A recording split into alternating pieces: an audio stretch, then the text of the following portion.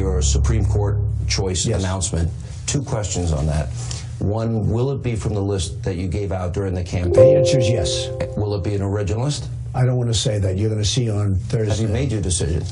I have made my decision pretty much in my mind, yes. Next now, question. It's subject to change at the last moment, but I think this will be a great choice. Donald Trump says he will announce his choice to replace the late Supreme Court Justice Antonin Scalia next Thursday.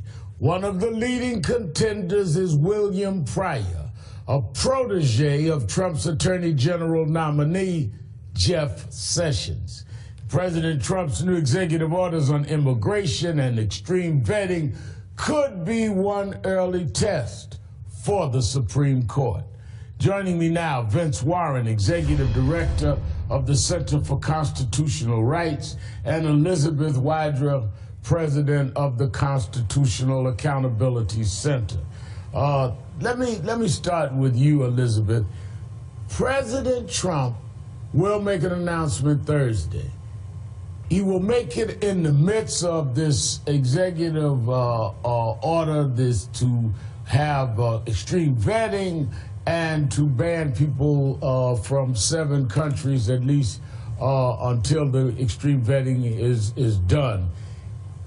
In light of that, if he puts someone on the court that will in many ways be in line with that, couldn't we be looking at the fact that we would really be changing from on a permanent level, or at least as long as that court is not overturned at some future date, immigration policy and immigration law in this country? Thanks, Reverend Al. That's a really important question. Obviously, the Supreme Court is important no matter the context. Every year, it's an important court. If cases get to the court, they're probably going to raise important issues to the nation. But I think this context shows exactly why the courts and the Supreme Court at the pinnacle are so important. We saw these orders coming in overnight, starting with New York, serving as a check on the president's use of his executive order when he's violating the Constitution, the rights of these folks who are trying to flee persecution and come to this country. And the court serving as a check on the elected branch's violations of the Constitution or misuse of power is incredibly important. And whoever the nominee is, he or she is going to have to show to the American people and to the Senate, who will give its advice and consent on this nominee, that he or she does not hold the extreme views of the president who's going to nominate him or her. The primary job of the Supreme Court, the highest calling of a judge, is to be faithful to the Constitution and the law. And these orders that we're seeing coming out of the Trump White House threaten to violate the Constitution if they aren't already put in action. And we've seen Trump, he's been Vince, incredibly anti-Constitution. Isn't that the fear, though, if you have people that see the Constitution in a certain way, they can, in effect, if you put someone on the court that is very close to the president's views, who will then sit in front of a Senate that is majority Republican? They will, in effect, be able to vote and say this is constitutional.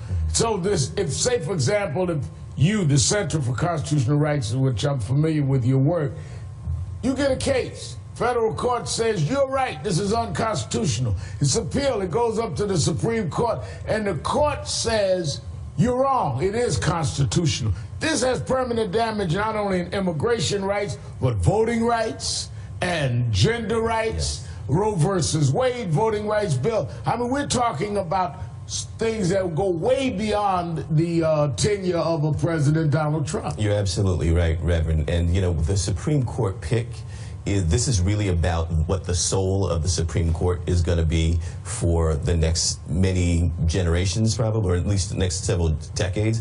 And the Supreme Court is actually going to be looking at defining what the soul of the nation is. So you're 100% right that these terrible policies that are coming down from President Trump, unchecked, unreviewed, are going to be reviewed ultimately by the federal courts and by the Supreme Court there. Looking at the replacement for Antonin Scalia, what we're seeing seeing from the 3 replacements that we know so far that are in the running, that they're very conservative. The conservatives are having a great time right now because they are in line with what Donald Trump, well, who knows what Donald Trump thinks. They're in line with the conservative establishment. Right. I do think, and I want to say this, and I agree with Elizabeth, there is a chance that Donald Trump's stuff is so crazy that the conservative courts might actually say, we don't want to give the president the type of authority and power that he's trying to claim. There is that scenario that's down the road. It's a difficult thing to bank on, though.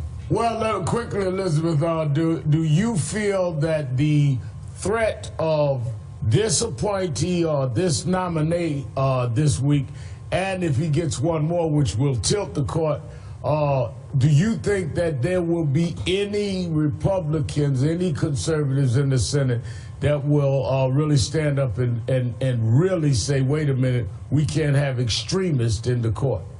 You know, well, gosh, I hope so. If this is ever the time to show backbone, to show courage, you know, those on both sides of the aisle should be doing it. Because as you said before, once this person is on the bench, the Supreme Court is the final word on the arbiter on the Constitution. So it's an incredibly important role. And they can wipe out. We got to do it now before they're on the bench. They can wipe out now the last half a century of progress in civil rights, women's rights, LGBT rights. I mean, this is as serious as it gets. As serious as it gets, particularly on those issues, things like criminal defense, things like Fourth Amendment challenges, 14th Amendment challenges, equal protection, and what happens with the Trump presidency is going to be key with this court. Yeah, thank you, Elizabeth Wydra and Vince Warren, for being with us this morning.